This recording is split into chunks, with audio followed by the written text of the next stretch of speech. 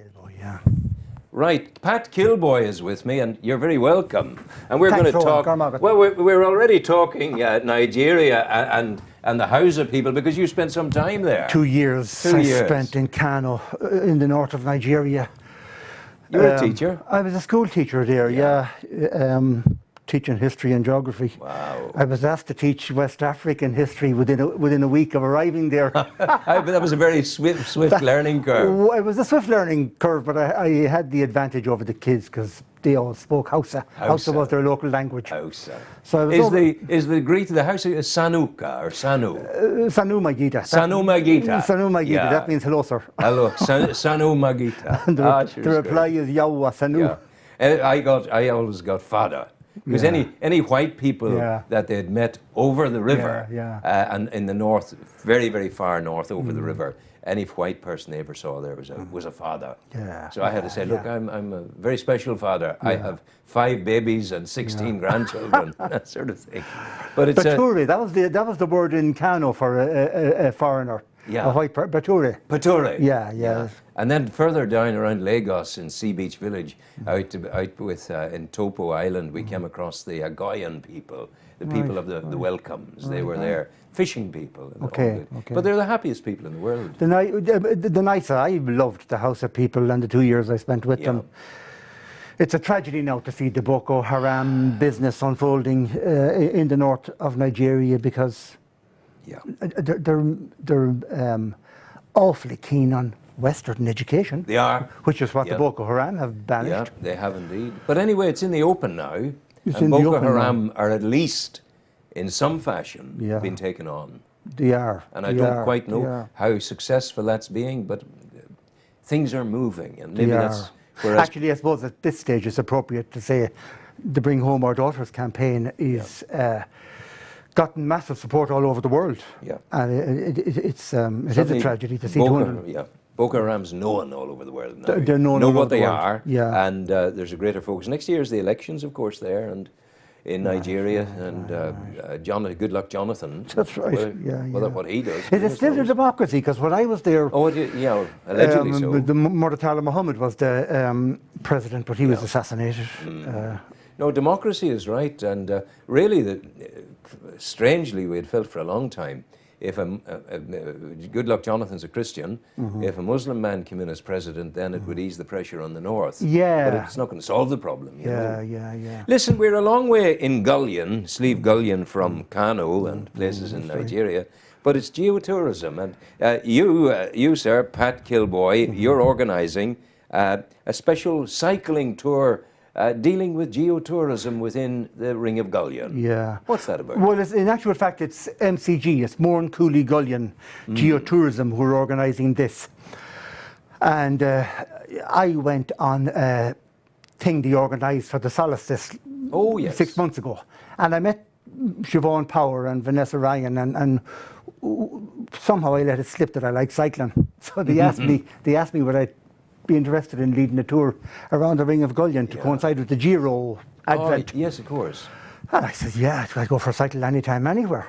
Well, are you a cyclist? Are you one of these lycra-clad fellows on bikes are so thin? Mammals, except the middle age passed an awful long ago with me. But that's what you do. You do it right. Yeah, I'm with the Cuchulainn Club in Dundalk. And they gave me this job of bringing people on a Saturday for a casual cycle. And it's this Saturday? The Ring of Gullion is this Saturday. But your thing in Dundalk is every Saturday. So you take people out in a casual cycle? I do. We just go somewhere to a coffee shop, have a cup of coffee and a chat. And what distance would you cycle? 50k is what I try to keep it at. Newry, would you open your city ears and hear what's happening? We do not have anything like this. These are people who are not necessarily part of any club. Well, the Newry Wheelers now are a good club because I've seen them they're on the a club. road. But I thought you were saying that these are a group of informal cyclists that you would take out. But it's 3 strikes and you're out. To get 3 free spins with my group, and then they have to join the Cuchulainn Club. You clever fellows. You're the nursery school. We're the nursery school. The feeder school. That's great. So what is it? Is cycling I love, but I mean, I'm acutely aware in cycling of the presence of juggernauts and the like very close to me. I know. And how dangerous is it in that context? I picked the quietest routes possible. For example, the Ringagullion now will be from to Camlock. Lovely. Church Road, Kegel Road. Kegel Road and the And you're lake above down below. The lake down below. And there's a and view, at one side of it, Kilboy Old Church. correct. So you'll be Now, giving them. there's nothing on that. That is an extraordinarily quiet road. And a beautiful road. And a stunning road. Yeah. And we'll only be in Camlock for a couple of 100 yards when we'll be turning for Sturgeon Bray and Longfield Road back to Forkhill. My goodness. Now, Longfield Road must be the quietest road in Ireland. Aye. It's all good. It's all good. Yeah. And then when we get back to Forkhill, there's a wee bit of a drag to the 3 steps. Yeah.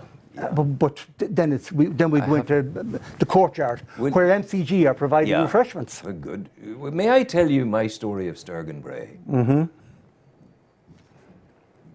52 years ago, Yeah. with my beautiful Camlock fiancée, Oh, she's from Camlock. Okay. we were coming down Sturgeon Bray Right. on our 2 bikes. Right. I was ahead of her, and I lost it on the bottom turn, Yeah. and I went over the hedge. And she, dear bless her, either because she was so distracted or because she loved me so much, I choose the latter. Yeah. She ended up in beside me. Oh well, that was And we had to providence. we had to walk our broken bikes home. Yeah. all the way to That was Newry. providence. But we enjoyed. Cycling is a huge hobby, and Well, it's a huge hobby, and my group is totally non-competitive. Yeah. We might go out to Carlingford for a cup of tea. Yeah. We might take back roads over to Inniskeen, Paddy Cavanagh's country. Yes. And there's a wee cafe there called the Poet's Rest. I'm awfully fond of places like Cregan and the Poet's Glen in South Armagh. Yeah. There's a road that goes from Roach Castle down through Glasdrumond, which is beautiful. There's a gorgeous wee lake there. And then that follows on to Cregan. Being a Galway man, I thought we had a monopoly of Irishness. No. And the next thing I come to Cregan and see 3 poets. Yeah, the poets of South Ulster. McCooey, Art McCooey. the fellow who was hung Yep. by Sheriff Johnson in Armagh, God, yeah. who had the affair with Molly McDacker in Flagstaff. When I read all this stuff, I was amazed. I have to say, we have a good, healthy appetite for proper, wholesome affairs. Yeah. And the poets captured. I mean, this is 1750. I hope sure nothing has changed. Here. Well, tell me this about the cycling. So I'm fascinated, Rowan. Yeah. Sorry for cutting across. Not you. at all. I'm absolutely fascinated by this region because it's cycling that has opened it up to me. Yes. Yeah. Were you a cyclist all your life? Not at all. When did you start? I come from a rugby background. Wow, you've got the cut of a rugby man, actually. Yeah. No, I was 44 when I took it up. Were you? Because I wanted to do a maracycle. Yes. I had seen these people passing through Dundalk every year since I came to the town. And I said, someday I'll do that. So at 44, I took up cycling. Yeah. And there's a lad who has a bike shop in Dundalk, he won't mind me saying, Tommy, the bike. When he saw my first bike, he says, that's a gate, Pat. You're cycling a gate. Cycling a gate. But isn't that the thing? If I believe we can put ourselves off cycling by buying a bike that's too heavy. Because you've a lot of pushing to do to get it to move. But if you have a bike that you can lift on your finger, Zion, you're just going to, it'd be like riding a cloud. Yeah. Am I right? You're right. That's what I have moved to now. And you need to spend a wee bit of money. You need to spend a wee bit of money. Which I must admit, as a retired school teacher, the bike to work scheme was one of the best things I've ever seen. I think you have it up here in the north as well. We do, of course. Yeah, we do. That got so many people into cycling. And people got good bikes at a reasonable price. Help people understand this, because we want to grow cycling. I think it's important for people, because cycling, you get the exercise, but you're not hammering the ground with your feet as you do in other sports. But for a fellow to get a bike that won't let him down in terms of his aspirations, that's not going to prove torturous, how much money would a fellow have to spend? I would say up to €1,000. I don't know what the sterling equivalent. I would say up to €1,000. But 1,000 would get you something. It should get you a good, decent bike that you'll be respectably able to join cycling clubs without being condescended to. And but I mean, it's my body that would be condescended to, not the bike. But I mean, what about? It's so easy to go in and get a bike at 300 quid. So what are you buying at 300 quid, 400 quid? You're probably buying something very heavy, aluminium or Yes, you something are. like that. You are. know. Yeah. So you should be looking for what in terms of the material that's used in it? Well, carbon fibre seems to be the Carbon state of fibre, play at the yeah, moment, yeah. and that's expensive. But that seems to be the state of play. Okay. Now, people coming to you this Saturday at Gullion, where will they be coming to meet up? We're meeting in the Slieve Gullion courtyard because there's a lovely coffee shop. I think they're called Grounded. Grounded. They're in Newry as well. They're in Newry as well, yeah. So Slieve Gullion. So we're meeting there, and it's a lovely downhill. You people will be delighted to know, out onto the Newry Fork Hill Road. We're turning left from and then left in Church Road for Keiggle Road and that. And we're also coming back to the courtyard. Okay. Okay. What time should people meet? We are hitting the road at 10 o'clock. So 9:30 or that sort of time at Gullion Courtyard. It's a place you can easily relax in. And have a bit of coffee or coffee something and to a begin chat. with and a chat and get the thing moving. Yeah. Now, are the people who are going to come on this, do they need to be competent cyclists?